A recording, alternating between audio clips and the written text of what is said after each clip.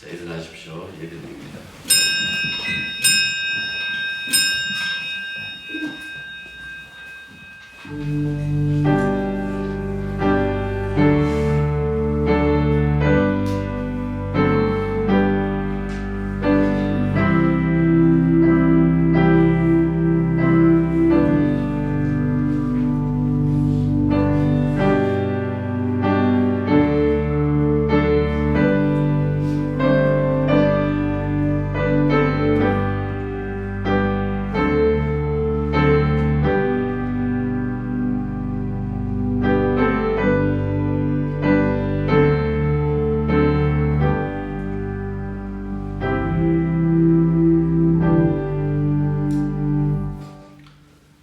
아름다운 계절이 돌아왔습니다. 하나님 아버지가 창조하신 대로 그 순리대로 모든 것들은 계절에 맞추어 아름다운 향기를 그리고 그 기쁨을 드러내는데 오직 인간만 지금 이 계절을 누리지 못하고 힘들어하고 있습니다. 왜 그런가라는 그 사실을 늘 깨달을 수 있는 그 지혜를 그들에게 주셔서 아버지 하나님 떠나 있는 그 죄 가운데 있는 인생이 얼마나 서글픈지 그 부분을 이런 시기를 통하여 조금이라도 더 알아갈 수 있는 그 지혜를 이 세상에 허락하여 주시기만 간절히 바라고 합니다. 믿음의 자녀들입니다. 우리는 늘 주님만 바라봅니다. 그럼에도 같은 고통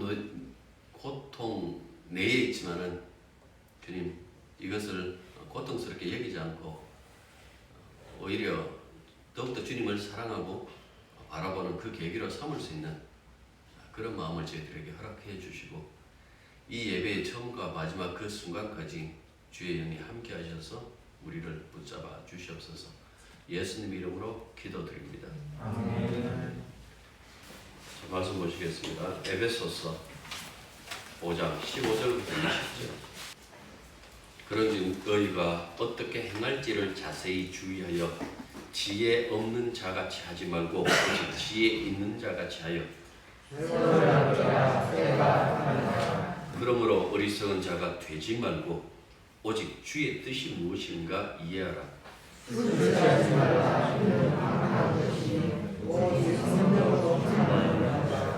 시와 찬송과 신령한 노래들로 서로 화답하며 너희의 마음으로 주께 노래하며 찬송하며 본사의 주 예수 그리스도의 이름으로 항상 아버지의 하나님께 감사합니다. 오늘 본문의 말씀은 그리스도 안에서 빛의 자녀들인 교회가 이 세상에서 어떤 처신을 하며 살아야 하는지에 대한 그 가르침이 담겨져 있습니다. 이는 사도가 교회가 마주하고 있는 세상을 실질적으로 염두에 두고 있다라는 그 뜻입니다. 사도는 그리스도인들을 현실과 아무런 상관없이 홀로 골방에서 혹은 산속에서 혹은 세상과 동떨어져 살아가는 무리들이라면 아마 이런 말을 하지 않았을 것입니다. 그러나 그리스도인들의 두 발은 언제나 땅에 딛고 있죠. 매일 믿음과 상관없는 사람들과 더불어 함께 살아가야 됩니다. 그들과 함께 숨을 쉬어야 하고 함께 먹어야 하고 함께 일을 해야 합니다. 이렇게 세상의 모든 문제와 부딪히며 투쟁하며 살아가야 하므로 믿음의 지혜가 필요하다라는 그 측면에서 지금 사도가 권고하고 있는 것입니다. 15절을 보시면 아시겠지만 사도는 지혜 없는 자같이 사는 것을 매우 경계하고 있죠. 보시면 뭐뭐 하지 말고 뭐뭐 하라라는 이 세 가지 이 대꾸들이 18절까지 이렇게 나와요. 15절에 보면 지혜 없는 자들같이 하지 말고 지혜 있는 자같이 하라라고 하고 17절에는 어리석은 자가 되지 말고 주의 뜻이 무엇인가 깨달으라 라고 그렇게 하고 18절에는 술 취하지 말고 성령의 충만을 받아라 라고 이렇게 얘기를 해요. 여기서 덧붙여가지고 우리의 시선을 끄는 것이 하나 있는데 18절에 성령 그리고 17절 19절에 보면 주라고 되어 있죠. 그 다음 20절에는 하나님 아버지하고 이렇게 삼위일체적으로 형성된 그 표현을 보여주고 있습니다. 이는 우리의 그 일상과 예배가 분리되지 않는다라는 그 의미입니다. 예배는 예배 시간에 국한되지 않는다라는 이야기죠. 예배라는 것은 그리스도인들의 모든 삶을 관통한다라는 얘기예요. 가정에서, 학교에서, 직장에서 등등 그 모든 것들이 예배의 범주에 속한다 하고 지금 가르쳐주고 있는 거예요. 왜 이런 말을 하는 거니까 지혜의 영이신 성령이 우리가 전혀 예상하지 못하는 그 방식으로 우리의 삶을 개입하고 있다라는 그 모습을 지금 그려내주고 있는 거예요. 그래서 좀 더 주의해서 지혜 없는 자들처럼 살지 말고 지혜 있는 삶을 살라고 요구하고 있다라는 그 말씀입니다. 지혜롭게 사는 것이 도대체 어떻게 사는 것일까요? 사도가 말하는 지혜라는 것은 무엇을 의미할까요? 지혜라는 그 단어만 놓고 보면요, 이 철학적인 용어예요. 철학이라는 것이 필로스하고 소피아의 합성어잖아요. 그러니까 지혜를 사랑하는 것이 철학이에요. 그런데 사도가 이런 지혜를 말하려는 것이 아니겠죠. 이 세상의 지혜는 우리가 참고할 사항이지 따라가야 될 가르침이 아니기 때문에 그렇다라는 그 말씀입니다.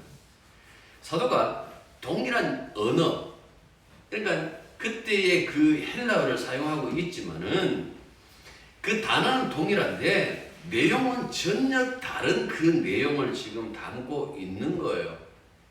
그게 궁극적인, 그러니까 정말 궁극적인 어떤 그 지혜에 대해서 이렇게 말하고 있습니다. 도대체 지혜가 무엇일까라고 했을 때에 구약의 잠언에서는 그렇게 얘기를 합니다. 하나님을 경외하지 않고 그분을 떠나 있는 상태는 지혜롭지 않다라고 그렇게 얘기를 해요. 그리고 그 자체가 악이라고 봤어요. 너는 범사의 그를 인정하라. 그리하면 내 길을 지도하시리라. 스스로 지혜롭게 여기지 말지어다. 여호와를 경외하며 악을 떠날지어다. 스스로 지혜롭다는 그 자체가 악의 모습이라고 본 거예요.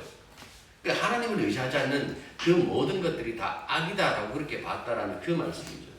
잠언 8장에 가면요, 지혜가 여성 인격체로 그렇게 등장해요. 왜 이렇게 이야기를 하는 거 하니까 그 바로 앞장인 7장에서 보면 음녀 혹은 또 그 이방 여인들이 등장해요.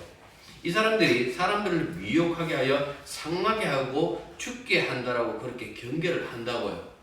그러니까 그 여성과 다른 어떤 그 이 여성 인격체를 등장시키는데 그것이 뭔가 하니까 지혜예요. 지혜는 앞에 그 음녀화하는 그 행동과 전혀 다른 길, 즉 진리와 의로운 길로 인도한다라고 그렇게 진술을 하고 있다라고. 이 두 가지를 비교하면서 도대체 인생이 제대로 사는 것이 무엇인가라고 그렇게 우리들에게 말씀해주고 있다라는 그 말씀이죠. 무엇보다도 그 잠언서 8장에 보면 하나님이 지혜로 세상을 지었다라고 그렇게 말씀해요. 그 하나님의 지혜로 지은 세상이라면 하나님의 지혜를 따라 살아가야 그것이 잘 사는 거겠죠. 그 지혜를 얻는 자만이 하나님의 생명과 은총을 누리겠죠. 그게 잠언서 8장 35절에서 그 얘기를 해요. 그러니까 하나님이 세상을 운영하는 그 원리 원칙이 무엇인가 하니까 하나님의 지혜에 순종하고 하나님의 지혜를 따라 살아가는 거예요.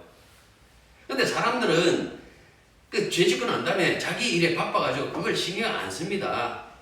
사람들마다 자기 나름대로의 모든 관심사가 다 있어서 그 관심사에 매달려서만 살아가요.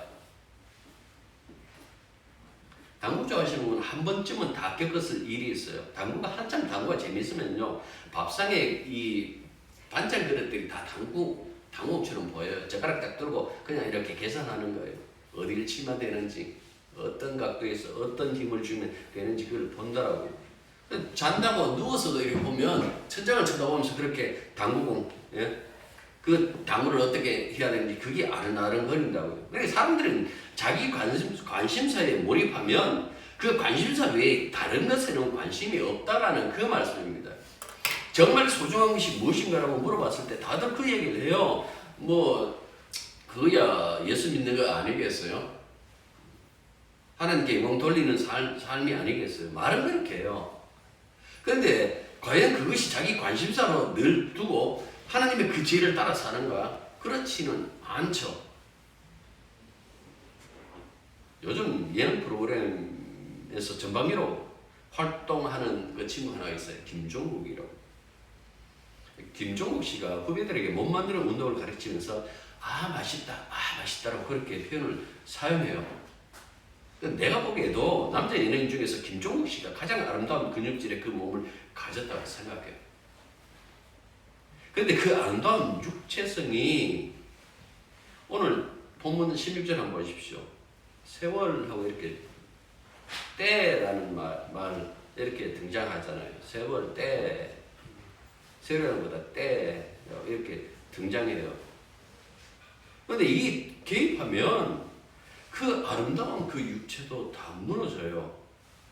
우리가 세월 앞에 장사 없다라고 그렇게 얘기를 하지 않습니까?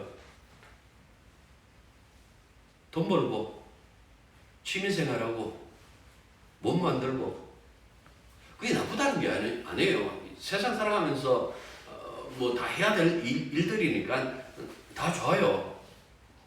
그런데 우선 정말 인간에게 없어서는 안 될 그 관심사가 뭔가 하니까 하나님의 지혜다라는 그 말씀이에요. 왜 하나님의 지혜에 관심사를 둬야 되는가 하니까 생명이 여기서 나오거든요. 앞서서 뭐 건강 이야기하고 풍족한 우리들의 미래의 삶하고 얘기할 줄은 할 수 있겠지만은 그게 영원히 이어지든가요? 이어지지 않는다라는 그 말씀입니다. 하나님의 지혜 속에 하나님의 생명이 담겨져 있는데 이 생명은 한 100년 있다 사라지는 생명이 아니에요.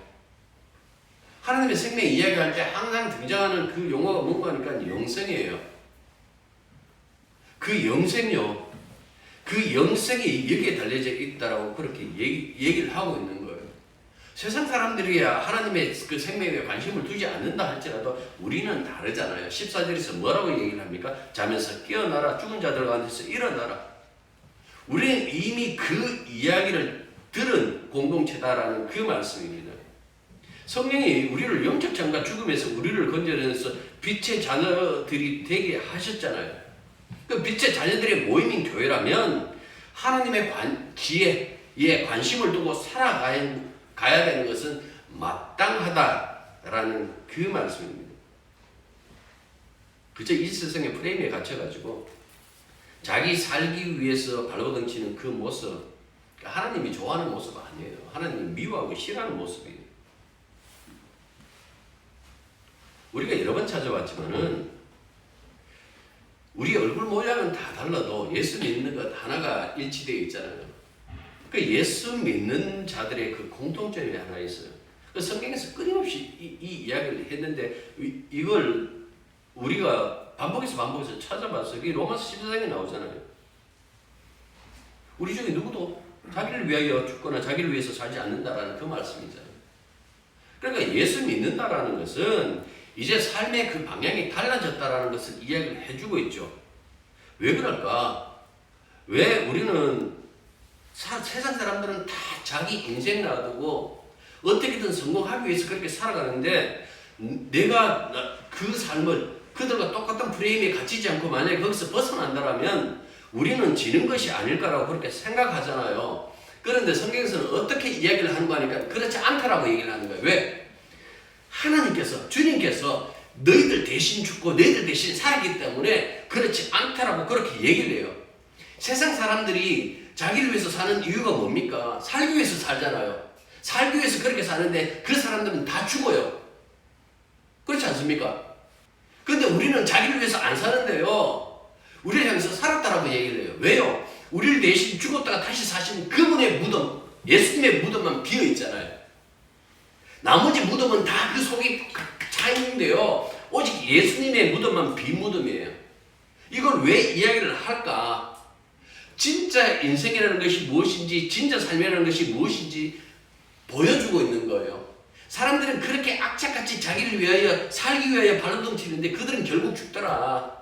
그 죽음에서 끝나는 것이 아니라 둘째 사망이 기다린다. 그 심판이 기다린다라고 얘기를 하고 우리는 자기를 위해서 살지 않고 주님의 어떤 그 영광을 위해서 사는데요. 그래서 다른 사람보다는 떨어진 것처럼 보이는데 오히려 우리가 하나님께서 주님께서 대신 살아줌으로 말미암아 그렇지 않는 그 모습을 보여주고 있는 거예요. 여기서 필요한 것이 뭘까요? 믿음이에요. 믿음. 누가복음 16장에 주님께서 충격적이게 말씀하시죠. 불의한 청지기. 요지는 주인이 옳지 않는 청지기가 제게 일을 처리한 것을 알고 칭찬했다라는 거예요. 그럼 도대체 그러면 이 청지기의 지혜가 뭘까요? 칭찬받은 지혜가 뭘까요? 이 사람은 원래부터 나빴어요. 사람 안 변해요. 자기가 주인이 알았어요. 주인의 것을 막 자기 것이냐 빼먹고 사는 것을 주인의 귀에 들어갔으니까 주인이 불러가지고 얘기를 해요. 자네 그만두게. 자네 정리하게 하고 해고를 통과하자 청지기가 어떻게 해야 합니까? 아이 큰일 났다. 그렇다고 빌어 먹을 수도 없고 땅을 팔기에도 그렇고 옳지 이렇게 해야지. 주인에게 빚진 자를 자기가 몰래 불러요. 자네 우리 주인한테 얼마 빚졌는데 예 기름 100말 빌렸습니다. 빚졌습니다. 그래 그러면 여기에 영수증에 50이라고 쓰게. 밀 100석 빌린 자를 또 불렀습니다. 자네는 자 80이라고 쓰게. 여러분들 소위 말해서 주인이 칭찬했다는 그 지혜가 뭔가 하니까 대행횡령의 문서 위조예요. 사람들이 이해를 못하겠는 거예요. 늘 어릴 때부터 뭡니까? 바른 생활, 도덕 배웠잖아요. 근데 왜 이걸 칭찬했을까? 이해가 안 되는 거예요. 누가복음 16장 8절에서 이런 얘기를 해요. 이 세대의 아들들이 자기 시대에 있어서는 빛의 아들들보다 더 지혜로움이니라. 이 세대의 아들들, 불의한 청지기 같은 사람들. 빛의 아들들, 우리들 아니에요. 그 당시에 스스로 신앙생활 잘한다고 그렇게 여겼던 바리새파 사람들이 얘기를 해요. 이 사람들이 자기들이 빛의 아들들이라고 얘기를 했거든요. 도대체 그러면 이 비유를 통해서 예수님께서 말씀하신 것이 무엇인가 하니까 이 세대의 사람들은 자기의 미래를 위하여 친구를 사귀는데 불의한 재물로 이들은 불의한 재물을 가지고 친구를 사귈 줄 모른다. 친구가 누굴까요? 영원한 그 세계에서 영접할 수 있는 분인데 누굴까요? 예수잖아요. 그래도 아직도 이해 안 되죠. 14절 읽으면 이해돼요. 거기다 뭐라고 써있나요? 이렇게 써있어요. 바리새인은 돈을 좋아하는 자라. 이 모든 것을 듣고 비웃거늘. 이제 이해되십니까? 이 사람들은 하나님을 사랑한 것 아니에요. 돈을 사랑해서. 그래서 그 16장에서 그런 얘기를 해요. 하나님이냐 마몬이냐 둘 중에 하나만 선택해요. 빛의 자녀들이다 라고 하면서도 그걸 만약에 신약에 우리들에게 적용해서 그리스도인들 중에서 만약에 우리들 이야기라고 한다면 내가 예수 믿고도 여전히 어둠의 프레임에 갇혀 있는 사람들이 있어요. 그 어둠의 구조가 뭡니까? 자기 자신을 위해서 사는 거잖아요. 주님을 기쁘게 하는 것이 아니라 자기 기쁨을 위해서 사는 사람들이 있다라는 그 말씀입니다. 이 사람들이 아무리 교회 다니면 뭐합니까? 주님은 인정을 안 해요. 진짜 복음은요, 그 아니잖아요. 자기를 위해서 살지 않는 거잖아요. 오직 그리스도를 위해서 사는 거잖아요. 그렇게 사는 것이 하나님의 능력의 지혜라고 그렇게 말씀했어요. 그리스도는 하나님의 능력의 지혜이다. 예수 위해서 사는 것이 하나님의 지혜다라는 그 말씀입니다. 그러니까 그리스도와 동행하는 삶이고 그분 안에서 하나님께 감사와 영이 충만한 찬송을 드리는 그 삶이다 라고 지금 이야기를 해주고 있어요. 골로새서 2장 3절 보면 그리스도 안에 있는 모든 지혜와 지식에 그리스도 안에 모든 지혜와 지식의 보화가 감춰져 있다라고 그렇게 얘기해요.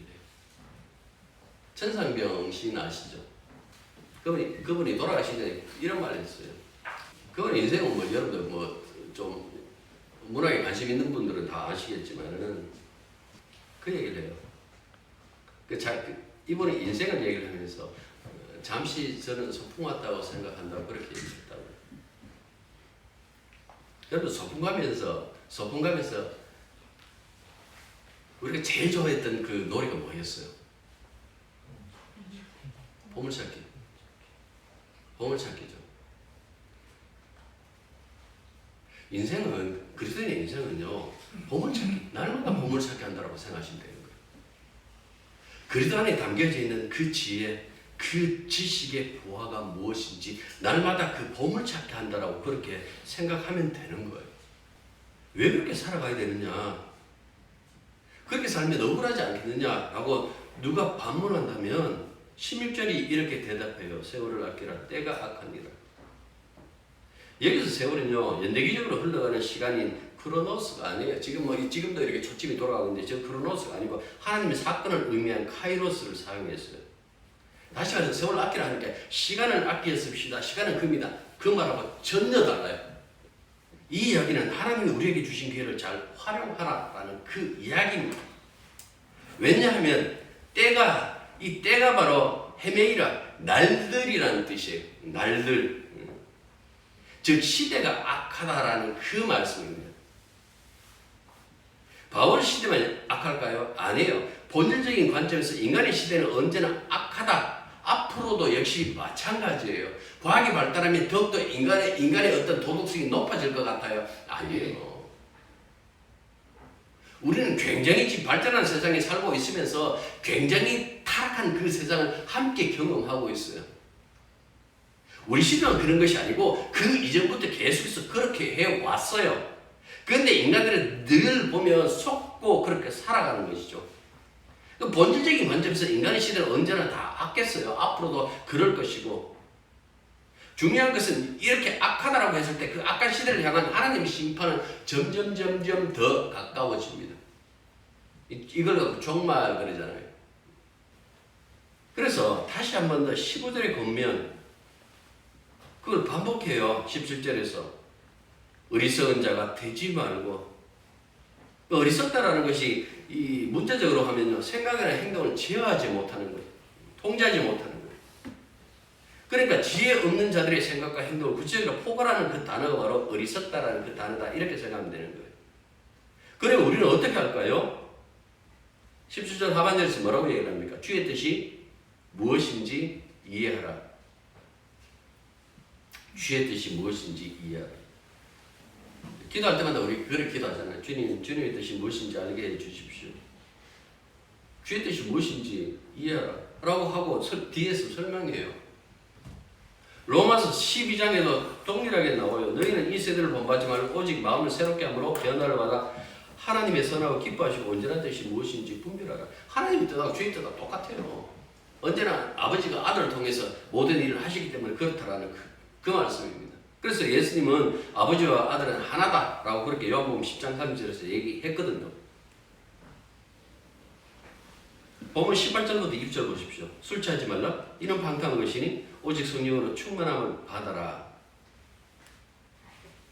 18절만 일단 보시죠. 상반절을 문자적으로 다시 번역하면 술 취하지 말라. 거기에는 방탕함이 있다라고 되어요. 1차적으로는 술 취하지 말라라고 했을 때 1차적으로는 예배 중에 술에 취하고, 그래 술에 취해서 어떤 교잡 아주 이 방탕한 그 행동을 하는 그 이교 집단의 종교 의식을 비판하는 것이 이게 1차적인 것은 맞아요. 그 다음에 그래서 바울이 하나님의 나라를 유업으로 받지 못하는 자들의 목록에 보면 술 취하는 자를 포함시켜 나와서 고린도전서 6장 10절, 갈라디아서 5장 21절 보면, 그러나 실질적인 어떤 이 생활 속에서의 술 취함도 들어가 있어요. 바울이 교회의 감독을 뽑을 때도 집사를 뽑을 때도 술을 즐기거나 탐닉하지 않아야 한다라고 경고하는 것을 볼 수가 있어요. 이것도 포함되어져 있다라는 그 말씀입니다. 물론 술 자체 입에 대지 말라라는 그 얘기는 안 해요. 누가 뭐 이렇게 구약을 가지고 와갖고 그 얘기를 한다라고 얘기를 하는데 안 해요. 이 지금 바울이요, 같은 그 서신에 그 디모데 전서거든요. 디모데에게 뭐라고 얘기를 하는 거예요? 네 물만 마시지 마라.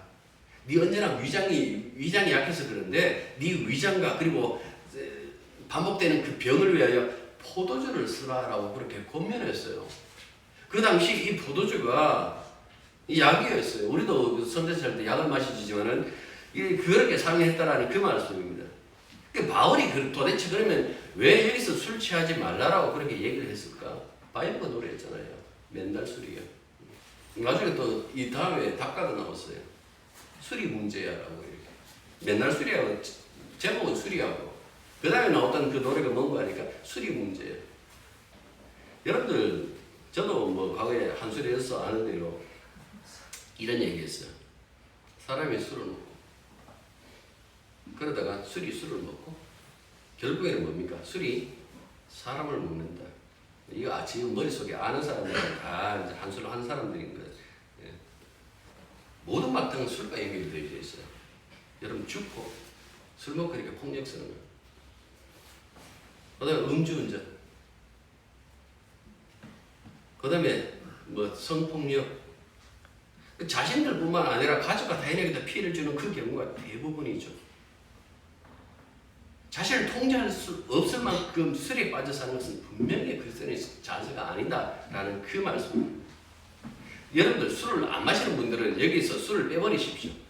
그리고 여기다가 그 술이라는 그 단어 자리에다 세상을 한번 집어넣어 보십시오. 마찬가지 결과가 아닌가요? 방탕한 것은. 요한 1서 2장 15절에 보면 이 세상이나 세상에 있는 것들을 사랑하지 말라. 누구든지 세상을 사랑하면 아버지의 사랑이 그 안에 있지 아니하니라고 그렇게 말씀하고 있어요.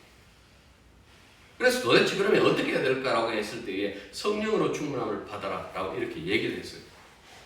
앞서서 우리가 하나님의 지혜, 하나님의 뜻 이렇게 얘기를 했지만은 우리가 하나님의 뜻, 하나님의 지혜를 그 재단할 수는 없어요. 그거는 우리 스스로 하는 것이 아니라 우리 안에 계시는 성령이 하신다라는 그 말씀. 왜요? 성령이 진리의 영이니까. 아버지의 깊은 심정까지 다 헤아리시는 그런 분이시니까. 그러니까 성령이 주체적으로 하나님의 뜻을 당신의 백성들에게 알려주신다라는 그 말씀입니다. 부정적인 측면에서 보면 아까 술 얘기를 했잖아요. 술에 찌든 사람은 술에 놀아나요. 이걸 좀 경건하게 이렇게 반대로 생각하면 성령에 충만한 사람은 자기 뜻대로 안 살아요. 성령을 따라 산다라는 그 말씀입니다. 이 성령, 푸뉴마. 이 푸뉴마는 때론 바람, 숨, 공기로 번역되어요. 바람은 신비한 능력이잖아요. 보이지도 않는데 강한 힘으로 나타나요. 얼마 전에 중국에서 그 강한 바람 불어가지고 수십 명 죽었어요. 얼마 전에, 며칠 전에. 갑자기. 그 바람이 세계가 온도에 따라서 만물이 살아나기도 하고 파괴되기도 하죠. 봄에 이렇게 봄바람, 따뜻한 바람 불기 시작하면 이제 서서히 여기 상이 나고 꽃을 피우는 그 모습을 볼 수가 있지 않습니까? 그래서 믿음의 사람은 바람과 같은 분이 사람의 마음도 살리기도 하고 파괴하기도 한다라고 그렇게 생각해요. 그게 바로 이 성령. 주님도 그 얘기를 하잖아요. 요한복음 3장에서. 별로 배운 것 없는 사람인데도 세상을 정확하게 꿰뚫어 보는 것은 어떤 현상일까요? 그분 안에 성령이 계시니까. 성령이 계시니까, 성령이 활동하니까 그것을 꿰뚫어 본다라는 그 말씀입니다.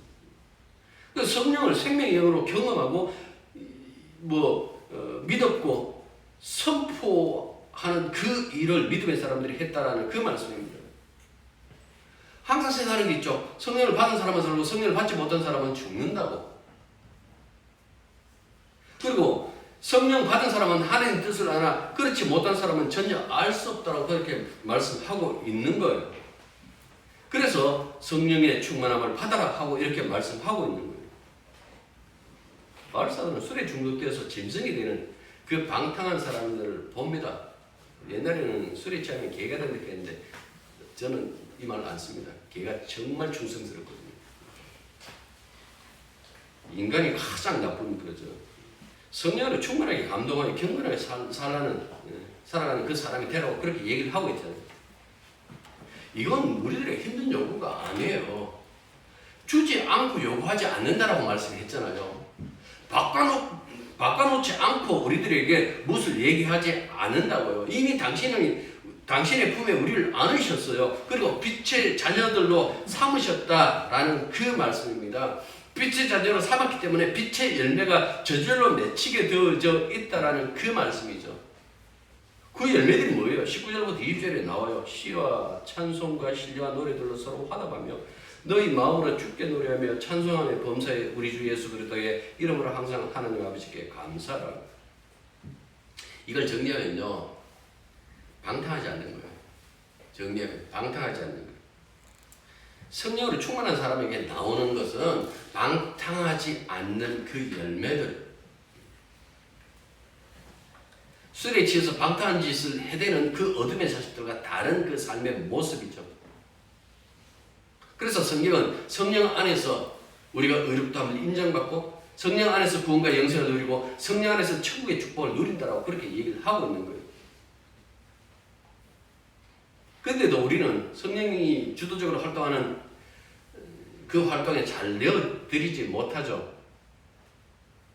항상 우리 그 얘기를 애들 그 공부시킬 때마다 자기 주도적인 학습 이렇게 얘기를 하죠. 그 인생이 지금 깔려져 있어요. 인간들은 자기 주도적인 어떤 그 삶에 익숙해져 있어요. 자기를 내어줘야 되는데 안 내어줘요.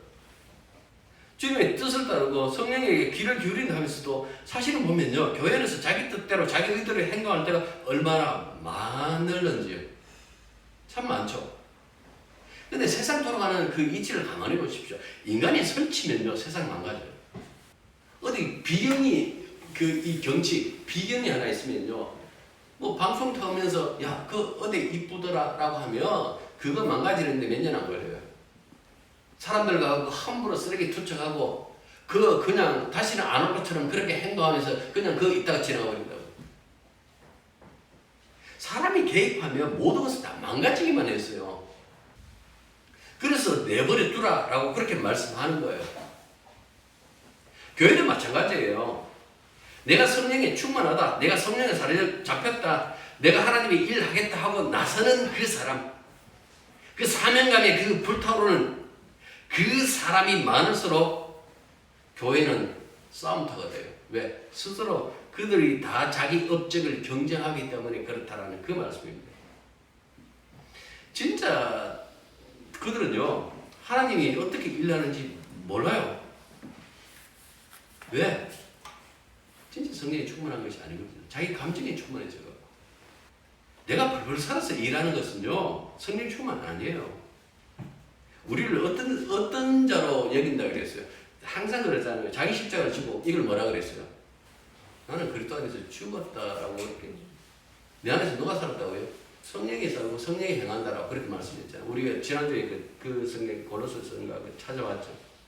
우리는 기도하면서 뭐 주님의 말씀에 귀 기울인다 하면서 실질적으로 자기 뜻, 자기 의대대로 행동할 때 너무나 많이 내 목숨 걸고 내 능력으로 일하는 게 교회 일 아니에요.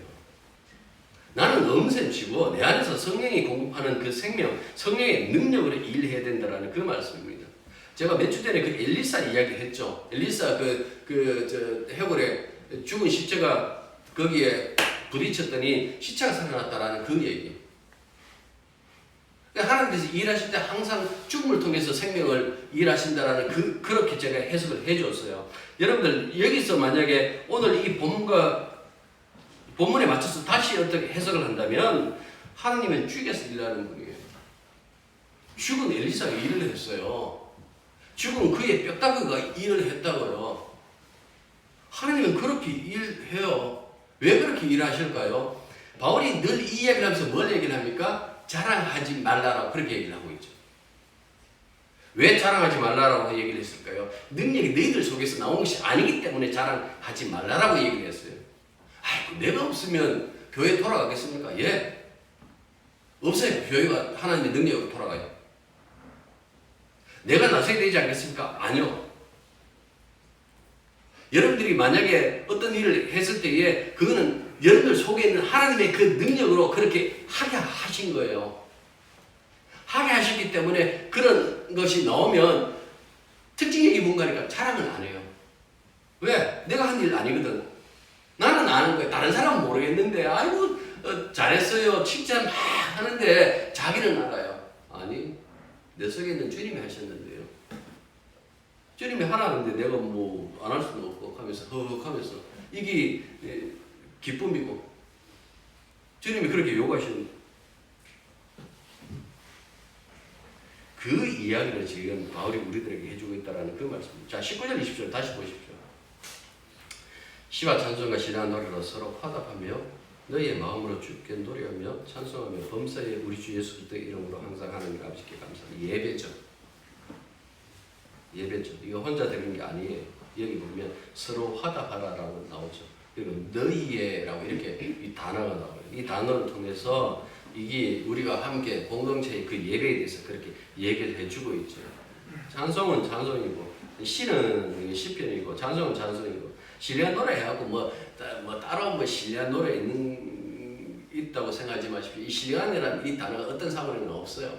그래서 이걸 뭐 학교들은 빼는 것이 좋지 않겠다라고 했는데 뭐 굳이 뭐 그럴 필요 없고 신뢰한 노래를 하는 것은 그냥 송시. 우리가 오늘 이 예배 때 모든 것이 사용된 노래들이에요. 교독하고 노래한 것들이 여기 다 담겨져 있다라는 그 말씀입니다. 그냥 부르는 게 아니죠. 화답하는 방식으로 불렀다라고 이렇게 얘기를 하고 있어요. 왜 화답해야 되는가?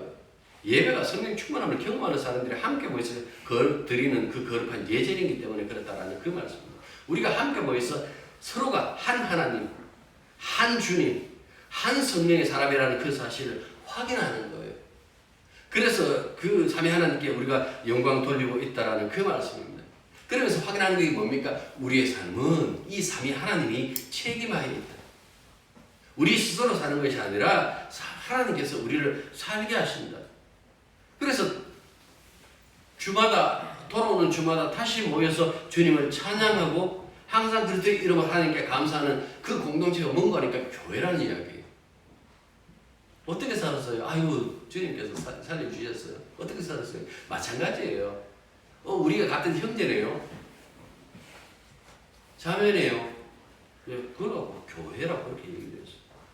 항상 그리스도의 이름으로 이렇게 얘기했죠. 모든 영적인 축복이 그리스도 안에서 성령을 통해서 오며 하나님은 예수 그리스도의 이름으로 매개로 오는 그 성도의 찬송과 예배만 받아들여요. 요한복음 10장에 나와요. 도대체 이게 뭘까요? 여러분들 이렇게 살아가는 것을 가지고 지혜로운 삶 이렇게 얘기해요. 이 지혜. 자신의 힘대로 살지 않는 거예요. 어찌 그리스도 예수 안에서 그렇게 하나님의 뜻대로 성령이 이끌어 가시는 대로 그렇게 살아가는 것, 그걸 갖고 지혜라고 이렇게 얘기를 해요.